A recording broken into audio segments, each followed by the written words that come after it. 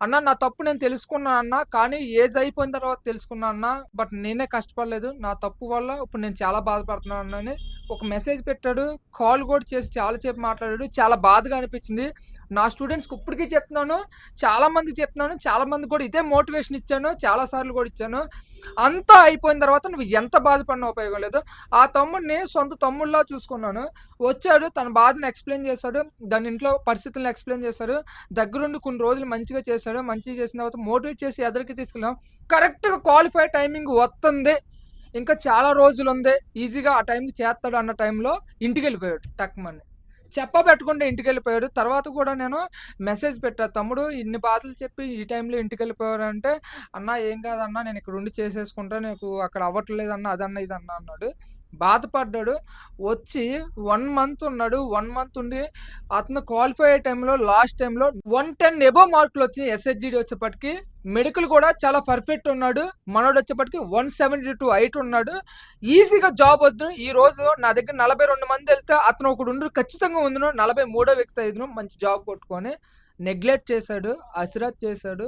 చిన్న చిన్న మిస్టేక్ చేశాడు. ఇంటికెళ్ళిపోయాడు. ఇప్పుడు ఎంత బాధపడుతున్నాడంటే, నాకు జాబ్ లేదన్నా. కేవలం నా తప్పు వల్ల నేను జాబ్ పోగొట్టుకున్నానన్నా.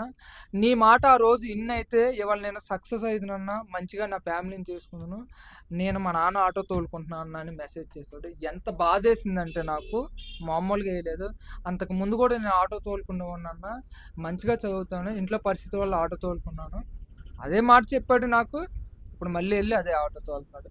చిన్న చిన్న మిస్టేక్స్, స్థిరత్వం లేకపోవడం వల్ల, ఆ చిన్న చిన్న ఆటిలకి భయపడడం వల్ల ఈరోజు కాంప్రమైజ్ అయ్యాడు. అలాగే ఉండిపోయాడు. గుర్తుపెట్టుకోండి, చేసే పని శ్రద్ధగా చేయండి. హార్ట్‌ఫుల్‌గా చేయండి. ఎవరన్నా సపోర్ట్ వస్తే మటుకు దాన్ని తీసుకొని ఉపయోగించుకొని సెటిల్ అవ్వండి. సక్సెస్ అవ్వండి.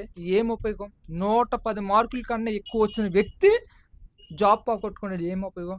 కొంచెం కష్టపడండి. స్టడీగా మెంటల్‌గా స్ట్రాంగ్‌గా ఉండి, ఫ్యామిలీని చాలా మంచిగా చూసుకోవచ్చు. మంచి సాలరీలొస్తాయి. మంచి యూనిఫార్మ్ వత్తది. యూనిఫార్మ్ ఏసుకోవాలంటే గట్స్ ఉండాలి, కెపాసిటీ ఉండాలి, కన్సిస్టెన్సీ ఉండాలి, హార్డ్ వర్క్ చేయాలి, డిసిప్లిన్‌గా ఉండాలి. మనల్ని మనం నమ్ముకున్నప్పుడే అలాంటి యూనిఫార్మ్‌లన్నవి మన ఒంటి మీదకొస్తే గుర్తుపెట్టుకోండి. చాలా జాగ్రత్తగా ఉండండి. లైఫ్‌కి సంబంధించిన విషయాలు మట్టుకి అస్సలు కాంప్రమైజ్ అవ్వద్దు. ఎంత కష్టమైనా సరే పడదాం. సక్సెస్ అయిదాం. సక్సెస్ అయ్యి బయటికెళ్ళిపోదాం.